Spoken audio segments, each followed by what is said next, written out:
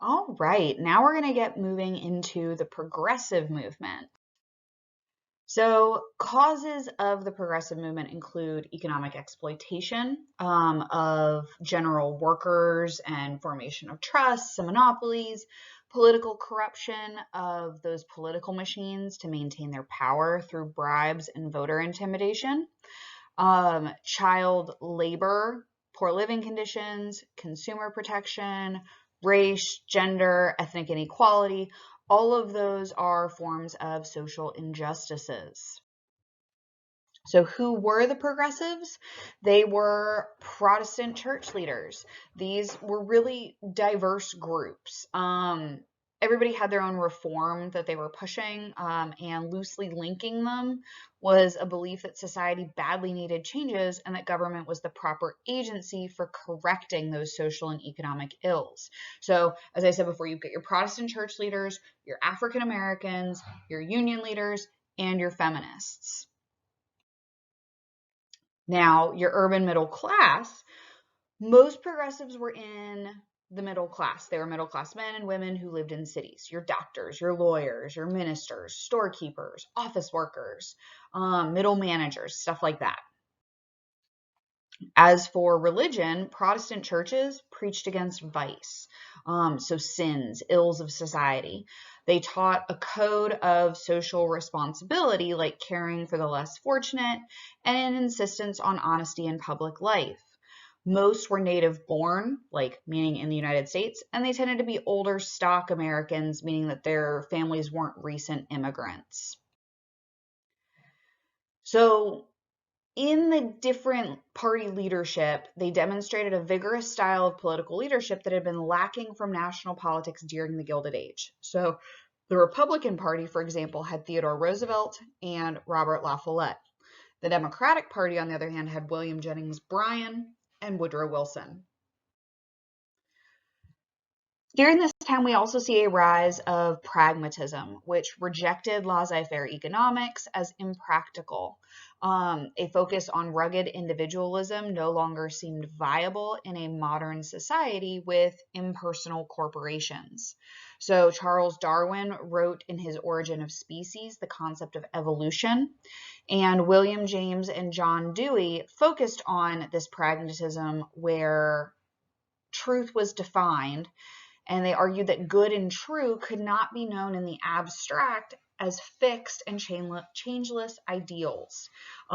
That people should be able to take a practical approach to their morals, their ideals, their knowledge, and they should experiment with ideas and laws and test them out in action until they found something that would produce a well-functioning society. As for scientific management, Frederick Taylor discovered ways of organizing people in the most efficient manner. And progressives believed government could be more efficient if it was placed in the hands of experts and scientific managers instead of political bosses. Now, the goals of the progressive movement included increased economic opportunity, increased democracy, and increased social justice. The Muckrakers, these people are progressives who investigated and exposed the abuses in economics, politics, and society. They stirred up public demands for government regulation based on their investigative literature. They were named Muckrakers by President Theodore Roosevelt, as he said they raked up all the muck and the dirt. Henry Damaris Lloyd attacked the practices of Standard Oil Company and the railroads by showing the corruption and greed of the monopolies, but didn't really have a plan for how to control it. So magazines were huge at this point in time. We have Samuel Sidney McClure, who founded McClure's Magazine in 1893, and they combined careful research with sensational ideas. Collier's and Cosmopolitan all came about during this time as well.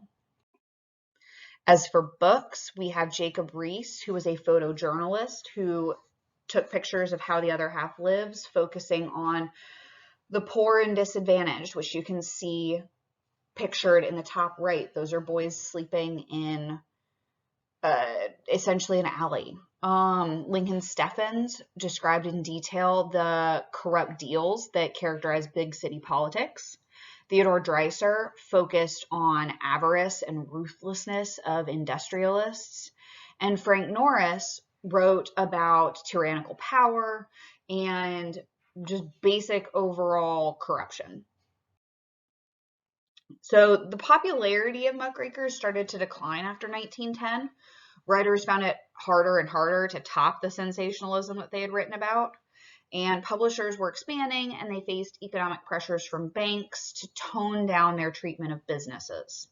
Corporations were becoming more aware of their public image, and now we have a new specialty, public relations. Their lasting impact was exposing inequalities, educating the public about corruption, and preparing the way for corrective action. Okay, so national progressive accomplishments included voter participation, where now we have the secret ballot, where political parties before would manipulate and intimidate voters. But instead, now they were issued ballots by the state and required voters to mark their choices secretly in a private booth. So that is why we vote privately today. Then we also had direct primaries, where Republicans and Democrats commonly nominated candidates for state and federal offices in state conventions by the party bosses. But Robert La Follette said, you know what, we should have direct primaries, where we put responsibility in the hands of the voters. So it worked in a lot of states. Politicians were very good at confusing voters, and some southern states used white-only primaries in order to exclude African Americans from voting. We now have the direct election of U.S. senators, which had traditionally been chosen by the state's legislatures, but progressives believe it became a millionaires club dominated by big business, which wasn't entirely untrue. So that led to the 1913 17th Amendment, where all U.S. senators are now elected by popular vote. Next up, we have initiative, where voters can compel legislatures to consider a bill. Referendums that allow citizens to vote on proposed laws printed on their ballots. And recall allows voters to remove a corrupt or unsatisfactory politician from office by a majority vote before that official's term expires. Now for municipal reform, think like cities, the first target was city bosses and the corrupt alliance with local businesses. Mayor Jones of Toledo, Ohio, wanted free kindergartens, night schools, public playgrounds. Tom Johnson from Ohio also wanted tax reform, cheap trolley fares, and public ownership and operation of public utilities and services. Now, as for controlling public utilities, the goal was to take it out of the hands of the party bosses and private companies. And then by 1915, 2/3 of the nation's cities owned their own water systems. Yay! And they also came to own and operate gas lines, electrical power plants, and urban transportation systems. Now, commissions, this was a specific type of government in which voters elect the heads of the city departments, like fire, police, sanitation, and not just the mayor, and they form a committee. Then come in city planners, who are expert managers to direct the work of the various departments of city government. As for state reform, we have temperance and prohibition. Urban progressives often realized that saloons, it's another way of saying bar, were often neighborhood headquarters of political machines, and they had very little sympathy for the temperance movement. Rural progressives thought that they could clean up morals and politics in one stroke by getting rid of liquor and alcohol. So in 1915, 2/3 of states prohibited the sale of alcoholic beverages.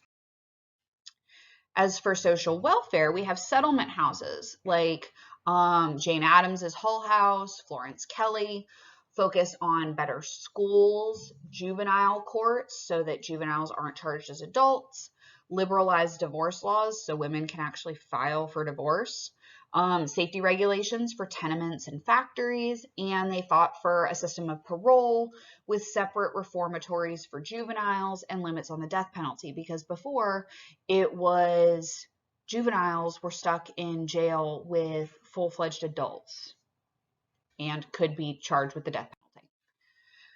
For child labor, National Child Labor Committee proposed model state child labor laws that were passed by 2/3 of the states, and then state compulsory school attendance laws, which kept kids out of mines and factories and their butts in schools, which you can thank the progressive movement for why you are legally required to be in school. Next, we have women's labor. So Florence Kelley and the National Consumers League wanted to protect women from long working hours. So in Lochner versus New York, the Supreme Court ruled against a state law limiting work hours to a 10-hour workday. Muller v. Oregon, the Supreme Court ruled that the health of women needed special protection from long hours. And then the Triangle Shirtwaist Fire in New York City took 146 mostly women's lives, which sparked greater women's activism and motivated states to pass laws to improve safety and working conditions in factories. One unforeseen consequence of efforts to protect women in the workplace was that legislation kept women out of physically demanding but higher paying jobs in industry and mining. Later, many in the women's movement wanted these restrictions lifted so that women could compete as equals with men. Now, Theodore Roosevelt, his square deal in 1902, there was a strike of anthracite coal miners, and Roosevelt tried to mediate it, which, meh. So his square deal was focused on mediation, not simply using force to break up labor disputes like previous presidents had. And then Theodore Roosevelt's square deal also included trust busting. He was the first president to enforce the Sherman Antitrust Act of 1890. He broke up railroad monopolies, he broke up other large corporations, and he made a distinction between breaking up bad trusts and regulating good trusts. He also focused on railroad regulation, so that railroads couldn't keep granting rebates to favored customers and stuff like that. He also focused on consumer protection, where we have the Pure Food and Drug Act to help keep food and drugs safe, the Meat Inspection Act so that meatpacking plants were inspected, so you have a minimum standard of sanitation. For conservation, we can thank President Roosevelt for a lot of our national parks, because he wanted to keep federal land as national reserves that couldn't be sold to private interests so that they could be conserved and respected. Now under Taft, we have more trust busting, more conservation. He continued Roosevelt's policies. He actually used the ordered the prosecution of almost twice the antitrust cases that Roosevelt did. He established the Bureau of Mines. He granted large tracts of land in the Appalachians, and he set aside federal oil lands. So Taft served in Roosevelt's cabinet as Secretary of War, and Roosevelt basically picked him as his successor. Republicans endorsed Taft as its nominee for president in 1908, and then William Jennings Bryan lost again. So definitely a lot of positive coming from this time period in regards to like conservation of land and trust busting. Now, the Mann-Elkins Act gave the Interstate Commerce Commission the power to suspend new railroad lines and overseeing telephone, telegraph, and cable companies. The 16th Amendment authorized the U.S. government to collect an income tax. We had not done that officially before. It was originally proposed in 1892, and at first it only applied to the very wealthy, but now it applies to good old everyone. Now, drama in the Republican Party. There was a split because of tariffs on imports, and Secretary of the Interior and Chief of the Forest Service hated each other, caused drama. Progressives in the Republican Party were unimpressed with Taft. In fact, they became so disenchanted with his leadership that they accused him of betraying their cause and joining the conservative wing of the party. Conservatives were happy about Taft's decisions, and progressives basically protested. So the progressives hoped that their ex-president and hero, Teddy Roosevelt, would agree to become the candidate again in 1912, as Taft kept making people mad. A third party developed in the first decade of the 1900s, known as the Socialist Party, and it was dedicated to the welfare of the working class.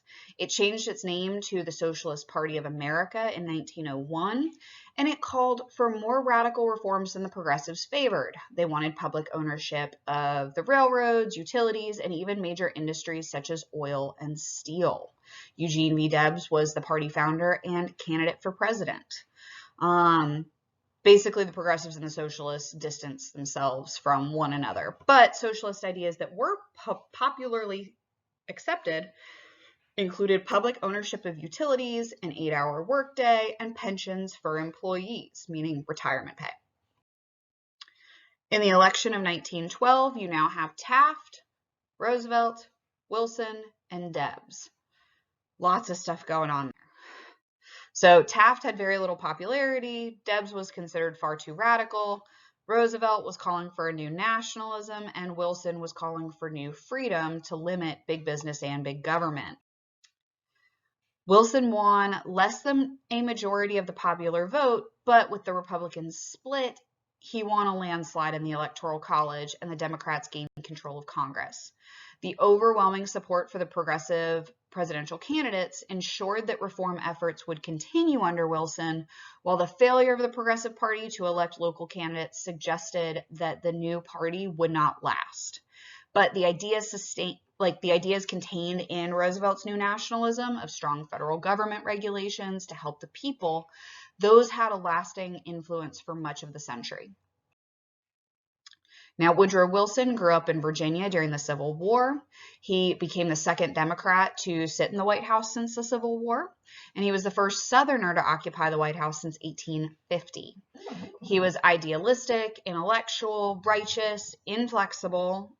He believed that a president should actively lead Congress, and he attacked the triple wall of privilege: tariffs, banking, and trusts. So on his first day of presidency, he called a special session of Congress to lower the tariffs, focusing on lowering the tariffs for the first time in about 50 years. He also wanted to reform banking so that there was stability and flexibility in the U.S. financial system. And then business regulation, he was definitely antitrust, so breaking up monopolies. Then came the Federal Farm Loan Act, which gave farm loans at very low interest rates. He wanted to prohibit the shipment of products manufactured by children under 14 years old. Ultimately, that was found unconstitutional. Now, for African Americans, Wilson was a Southerner and held many Southern racist attitudes. African Americans were largely ignored by progressive presidents and governors, and Wilson gave in to the demands of Southern Democrats and permitted the segregation of federal workers and buildings. Plessy versus Ferguson was a Supreme Court case that ruled racial segregation was legal as long as it was, quote, separate but equal. It basically continued the legal racial segregation in the South and the unofficial segregation in the North. During this time, thousands of blacks were lynched by racist mobs as well. Few progressives did anything about segregation and lynching. Many progressives considered other reforms like lower tariffs to be more important than anti-lynching laws because such reforms benefited everyone, not just one group. So there were two approaches to African American politics. There was lacking widespread white support, but African Americans took action to alleviate poverty and discrimination. Economic deprivation and exploitation was one problem, denial of civil rights was another. Which problem was primary was a difficult question that became the focus of a debate between two African American leaders, Booker T. Washington and W.E.B. Du Bois. Booker T. Washington focused on Blacks' needs for education and economic progress. Everything else could come later. W.E.B. Du Bois was a Northerner with a college education who became a distinguished scholar and writer. He criticized Washington's approach and he demanded equal rights for African Americans now. At the end of the 1800s, about 9 out of 10 African Americans lived in the South, and in the 20 years from 1910 to 1930, about 1 million people traveled north to seek jobs. We also see that from 1940 to 1970, more than 4 million African Americans moved north.